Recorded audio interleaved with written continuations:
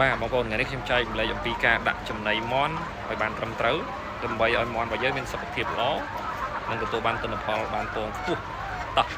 អញ្ចឹងបងប្អូនទៅតាមដានទស្សនាទាំងអស់គ្នាដើម្បីបាទដឹងពីចំណុចមួយកាន់តែច្បាស់តោះ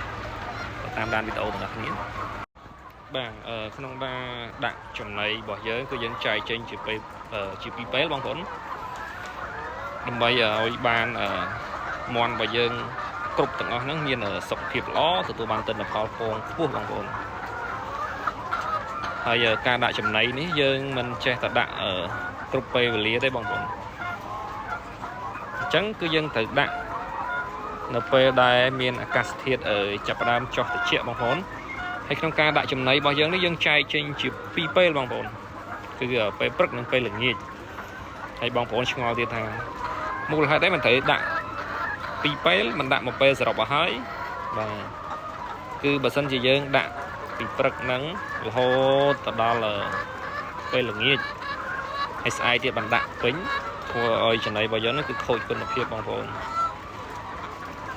វាមិនខូចគុណភាពអីខ្លាំងណាស់ណាទេគ្រាន់តែមន់យើងអត់សូវស៊ីវាចំណីកាលណាចូលខ្យល់មន់យើងវាអត់សូវស៊ីទេបងប្អូនអញ្ចឹងក្នុងការដាក់ចំណីនេះគឺយើងចែកចេញជាពីរពេលហើយដាក់គឺដាក់តែពេលត្រជាក់ទេបងប្អូនកាលណាដាក់ថ្ងៃក្តៅគឺមន់អត់ស៊ីទេហើយធ្វើឲ្យមន់របស់យើងហ្នឹងគឺហល់កាលណាតែមន់អត់ស៊ីធ្វើឲ្យសុខភាពរបស់វាគឺអត់ល្អទិន្នផលពងរបស់យើងគឺធ្លាក់ចុះធ្វើឲ្យពងមានក្របពងគឺតូចបងប្អូនអញ្ចឹងបងប្អូនត្រូវដាក់ឲ្យចំពេលវេលាឲ្យល្អដែរដើម្បីឲ្យសុខភាពមន់របស់យើងល្អមិនហួសពីមនុស្សយើងទេបងប្អូនកាលណាបរិភោគអាហារទៀងពេលព្រោះយើងនឹងមានសុខភាពល្អមាំមួនបាទចំពោះសត្វមន់ក៏ដូចគ្នាដែរបងប្អូនយើងដាក់ចំណីឲ្យវាទៀងពេលចឹងធ្វើឲ្យវាមានសុខភាពល្អទទួលបានទិន្នផលខ្ពស់ទៅតាមនឹងដែរពងស្អាតណានេះពងដែលយើងប្រមូលប្រចាំថ្ងៃស្មន់នេះគឺយើងអត់តន់រើសអស់ទេបងប្អូននេះដូចបងប្អូនឃើញអញ្ចឹងនៅរណុករនាលពេញខាងតខាងមុខទាំងអស់បាទស្មន់នេះម៉ោងខ្ទង់5កន្លះហើយប៉ុន្តែយើងអត់តន់ដាក់ចំណីទេដោយសារអាកាសធាតុរបស់យើងគឺនៅក្តៅហើយមួយទៀតតកតងទៅនឹងការសម្អាតត្រង់គឺយើងត្រូវសម្អាតជាប្រចាំបងប្អូននេះគឺយើងត្រូវ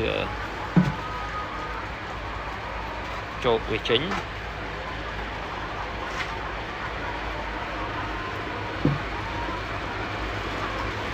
បាទហើយមួយទៀតតកតងទៅនឹងការថែទាំបងប្អូន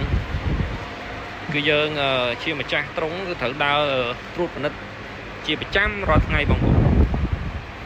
ដើម្បីឲ្យដឹងថាមន់របស់យើងនឹងសុខភាពមិនដែរមួយថ្ងៃយើងហោចណាស់ឲ្យបានម្ដងឬក៏ពីរដងក៏បានដែរបងប្អូនទៅតាមដានជាប្រចាំរាល់ថ្ងៃបាទដើម្បីឲ្យដឹងថាមន់របស់យើងនឹងវាមានសុខភាពល្អអត់មានបញ្ហាអីអត់អញ្ចឹងយើងត្រូវតាមដានជាប្រចាំតើវាសុខភាពល្អអត់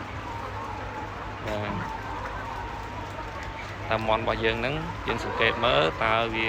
ត្រូវការអីបន្ថែមខ្វះអីបាទហ្នឹងយើងត្រូវតាមដានជាប្រចាំបងប្អូនទៅមើលថែឲ្យដិតដល់បើមិនអញ្ចឹងទេយើងនឹងពិបាកអីបងប្អូន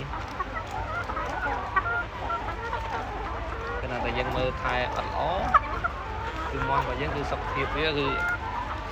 អត់ល្អអញ្ចឹងធ្វើឲ្យវាប៉ះពាល់ដល់ទិន្នផលពងឬក៏វាអាចមានជំងឺអីផ្សេងជ្រៀតចូលបានអញ្ចឹងណាបងប្អូនអញ្ចឹងយើងត្រូវថែទាំវាឲ្យល្អមួយទៀតគឺយើងត្រូវបាទធ្វើបាក់សាំងរបស់យើងគឺត្រូវធ្វើឲ្យទៀងទាត់បងប្អូនបើមិនធ្វើបាក់សាំងទៀងទាត់ទេគឺហានិភ័យខ្លាំងបំផុតបាទបាក់សាំងគឺជារបាំងការពារយ៉ាងមុតមាំចំពោះអ្នកចិញ្ចឹមសត្វបងប្អូន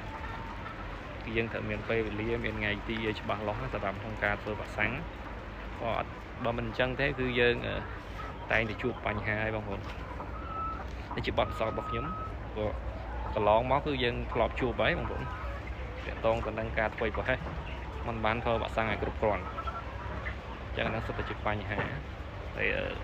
ខ្ញុំធ្លាប់ជួបអញ្ចឹងវីដេអូរបស់ខ្ញុំមានតែប៉ុណ្្នឹងឯងបើបងប្អូនមានចម្ងល់អាចខមមិនខាងក្រោមវីដេអូបាន